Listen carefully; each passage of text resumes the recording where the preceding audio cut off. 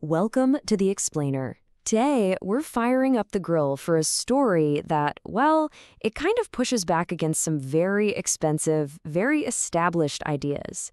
It's a great story about rebellion, being resourceful, and, yeah, a surprisingly fantastic steak. So let's just get right to it. Is a €5 steak worthless? A cheap, kind of thin steak from a discount supermarket. If you ask a lot of the grilling experts out there, they'll give you a hard yes. But the story we're digging into today really puts that whole idea to the test. Okay, so to really get what's going on here, you first have to understand what some people call the gospel of grilling. These sort of unwritten but very strict rules of BBQ. And believe me, these rules are super specific. The mandate, if you will, says you've got to have this super thick, ridiculously expensive cut of meat. The grill? Oh, that has to be a high-end model. We're talking €2,000 at least. And the technique? It's all about precision temperatures and these long, complicated resting times. If you do anything less, you've basically failed. Okay, so you've got the rules, and that brings us to the rebellion, the €0 challenge. All right, so if you're not going to shell out $2,000 for some ceramic beast of a grill, what's the alternative? Like, what kind of scrappy, low-cost machine could possibly stand up to that kind of a challenge? Well, the alternative, it cost exactly zero, zilch, nada.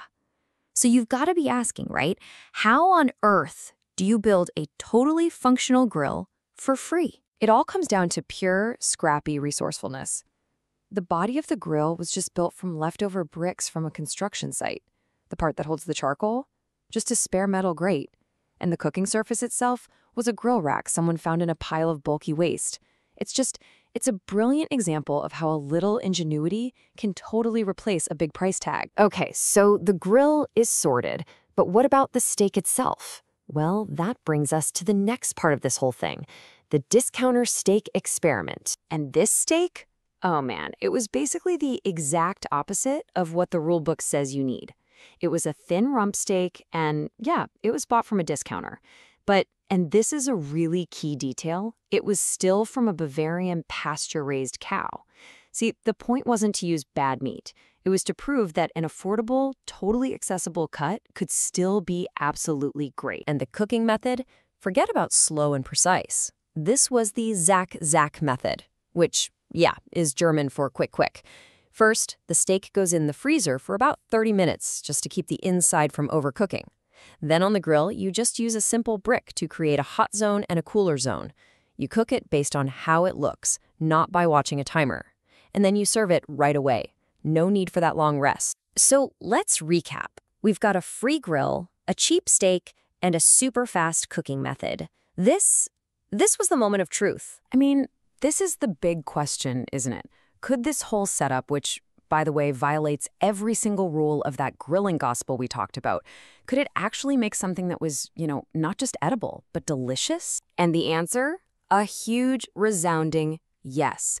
The source's own words after that first bite were simple. I have to say, it tasted fantastic.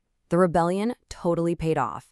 This so-called inferior steak was a massive, delicious success. And look, this wasn't just, oh, I think it tastes good. The results were objectively perfect. One steak came out a perfect medium, and the other a perfect medium rare. It just proves that you can get amazing results from knowing what you're doing with heat and technique, not from the price of your gear. So, what's the big lesson here? What does all this mean?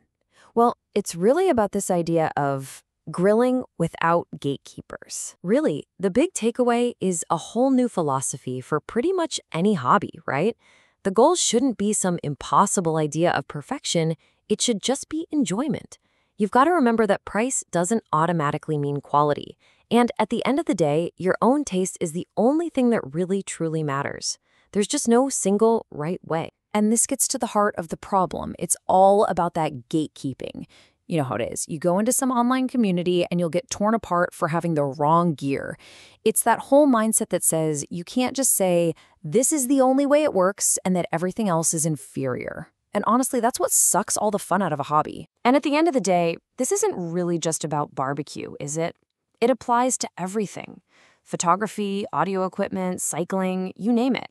any passion where we're told we have to have the most expensive stuff just to participate. So we'll leave you with this question. Where else in our lives do we let the hunt for perfect get in the way of something that is simply and wonderfully good?